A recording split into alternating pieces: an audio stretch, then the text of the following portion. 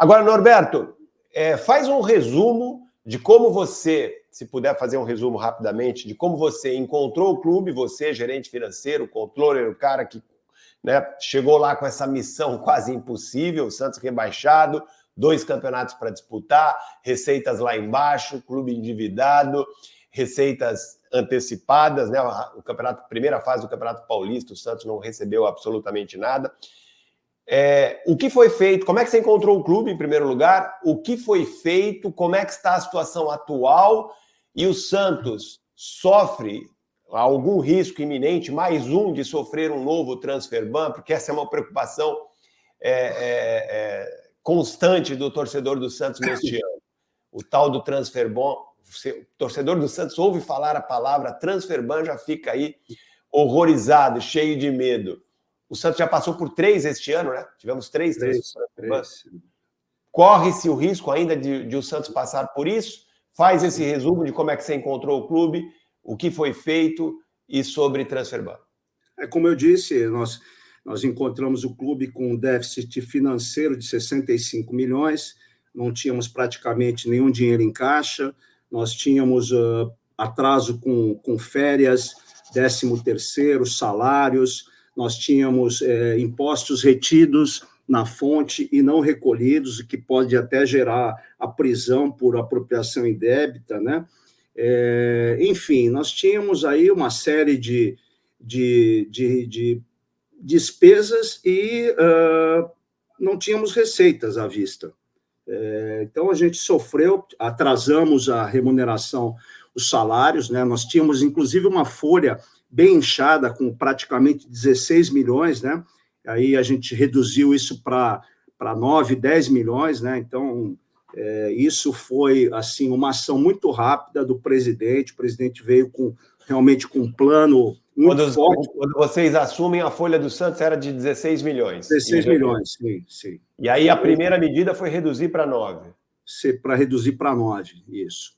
Reduzir para 9, e isso a gente, obviamente que fizemos aí algumas dispensas, né, porque muitos contratos tinham terminado em dezembro, então não foram renovados. Alguns jogadores acabaram sendo emprestados, né? E o Marcelo, ele trouxe aí, ele e o Galo, praticamente 15 jogadores que são os jogadores principais hoje do elenco, né? E uma coisa assim muito interessante, né? Desses 15 jogadores, praticamente 2 ou 3 houve aquisição de direitos econômicos, né? E sempre jogadores com remunerações bem abaixo de times aí da Série A, obviamente que acima da Série B, né? Mas a gente tem que entender, o Santos é um time de Série A, é um time que a torcida, obviamente, que exige, né? E para que a gente... E é um campeonato duro a Série B. Para a gente realmente chegar à Série A, a gente precisava ter um elenco que enfrentasse isso e mais, né? Nós dizíamos que nós precisaríamos fazer um campeonato paulista para realmente chegar. E nós chegamos à final, né? Acho que a perda do título aí foi por detalhes, né? Não vamos entrar em polêmicas, mas né? Enfim, perdemos o título, mas assim, eu tenho certeza que a torcida se encantou com essa reviravolta. Acho que é talvez tenha sido o primeiro clube que tenha caído para a Série B e já tenha chegado a uma final de Série A meses depois, né? Então, assim, com toda essa dificuldade, o que a gente conseguiu fazer? Nós não tínhamos, então, receita do Campeonato Paulista. O Marcelo tem uma habilidade política muito grande, além de ser um estrategista. Então, ele conseguiu algum empréstimo com a Federação Paulista, conseguiu um empréstimo também com a CBF, né? Demos sorte, pegamos aqui o Marcelo para essa gestão. Você imagina se outra pessoa tivesse assumido o clube nessa situação muito difícil, Wagner, é impressionante. Assim, eu passei os 3 primeiros meses da minha vida aqui agora, talvez tenha sido os piores da minha vida. Assim, eu nunca enfrentei uma situação, graças a Deus, nunca tive nenhuma dívida pessoal, né?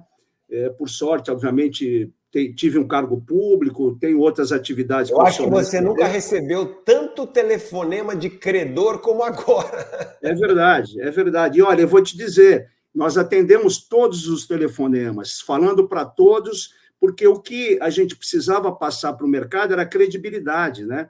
Eu acho que a gente tem que ter responsabilidade. A gente tinha acabado de assumir o clube, a gente não poderia negar que devia, né? Então, eu lembro uma das passagens, por exemplo, o presidente da Ferroviária me ligou, mas coitado, ele me ligou 3 meses, né? Eu consegui, fui enrolando, e aí é quando a gente conseguiu uma situação melhor, a gente fez um acordo com eles, né? E estamos pagando ainda, fizemos em 10 vezes, estamos pagando. Então, A dívida do Zanocelo, você está falando? Zanocelo, a compra do Zanocelo. Pois é, aí ó, entra naquela história do clube é deficitário por má gestão. Não tenha dúvida. A dívida é desnecessária. O Santos jamais deveria ter comprado o Zanocelo por 2 milhões de euros, né?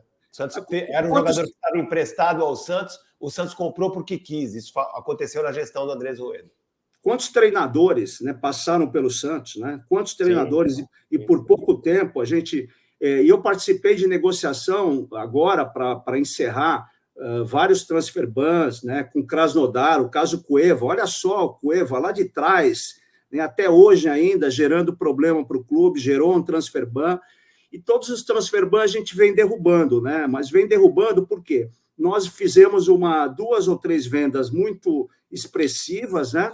Só para a gente lembrar, foi o caso da dívida do Cueva com o Krasnodar, foi a dívida com o Argentino Júnior pelo Carabarral e a dívida trabalhista do treinador argentino Fabian Bustos. Então foram essas 3 dívidas que acabaram gerando transfer ban e o Santos conseguiu aí solucionar. São dívidas que estão sendo pagas ainda, né, Norberto? Exatamente.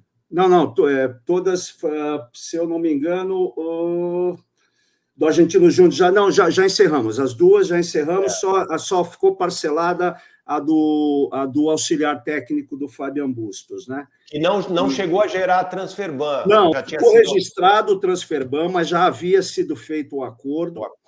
Como nós pagamos, eles fizeram a exigência de um pagamento sem nos Estados Unidos, esse pagamento foi efetuado, só que no dia seguinte eles tinham que verificar o crédito e era feriado nos Estados Unidos. E aí, então, no dia seguinte, foi sexta-feira, eles comunicaram à FIFA, não deu tempo, saiu o anúncio de transfer ban, mas logo depois foi retirado, né? Sim, foi uma dívida que apareceu lá no Serasa, vamos dizer assim, mas já tinha sido paga, né? Só foi o tempo de chegar assim, lá a informação à FIFA. O que preocupou bastante nós também, e a gente vem trabalhando, nós temos chama-se regime de centralização de execuções. Nós temos várias dívidas que foram mais ou menos equacionadas através de uma vara de execuções, né? Tanto civil quanto trabalhista, e essas dívidas, então, elas, como se fosse um regime de massa falida, a gente vai pagando mês a mês em conformidade com o nosso faturamento. Então, nós temos um perito, nós temos uma empresa que faz o acompanhamento do contábil do Santos, informa a vara de execuções quanto que nós faturamos aquele mês, e aí nós recolhemos para esses devedores, para esses credores, desculpe, uma parte do nosso faturamento. Então, isso agora a gente está partindo para uma nova forma também de centralizar, que são as possíveis execuções na Corte Arbitral da CBF, né, que é a CRND, né, e a Câmara de Recursos, e nós estamos bastante avançados e provavelmente a gente também vai equacionar. Nós temos um empréstimo que, além de todas essas dívidas que a gestão anterior nos deixou ainda uma dívida de 55 milhões de um empréstimo adquirido através de um funding, né? E sim, que nos gerava aí uma prestação de quase 2 milhões e 800 por mês. Nossa. Então, isso a gente teve que também, através da criatividade, obviamente, da discussão com alguns especialistas, e com os bancos, nós transferimos a amortização para o próximo ano, e esse ano a gente passou a pagar só os juros, né? Que é um pouco mais de 1 milhão, que é muito, né? Enfim, mas foi a forma que a gente tinha de honrar o compromisso, porque assim, não é simples assim a gente falar, não, eu não vou pagar essa dívida, não é minha. Sim, claro, todas as dívidas que nós assumimos é do clube, é do Santos. Então, o que a gente quer é apagar tudo que tem para trás e não fazer novas dívidas, né? Exato. Então, só para ficar claro, Norberto, o Santos hoje tem uma dívida com o funding, né?